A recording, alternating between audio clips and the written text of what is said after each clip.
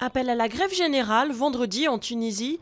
La crise déclenchée mercredi par l'assassinat d'un opposant ne faiblit pas.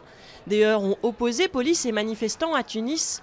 Les islamistes au pouvoir du parti Ennahda ont rejeté la formation d'un gouvernement de technocrates souhaité par le Premier ministre pour apaiser les tensions. L'ouverture d'un sommet sous haute tension à Bruxelles pour l'avenir de l'Europe. L'objectif est de négocier le budget pour la période 2014-2020. La chancelière allemande Angela Merkel a émis des doutes sur les chances de parvenir à un accord tant les positions des différents partenaires sont éloignées.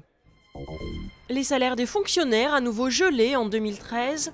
La ministre de la fonction publique, Maryllise Lebranchu, a fermé la porte à une revalorisation du point d'indice, jugeant qu'elle n'était pas compatible avec le budget. Les syndicats ont unanimement affiché leur déception. Top départ dans 365 jours. La Russie a lancé le compte à rebours des JO d'hiver de Sotchi. Une cérémonie entachée par le limogeage du vice-président du comité olympique russe, sanctionné par Vladimir Poutine à cause des retards dans les préparatifs. Des jeux qui sont déjà les plus coûteux de l'histoire avec un budget de 36 milliards d'euros. À Londres, l'art n'est pas que dans les musées.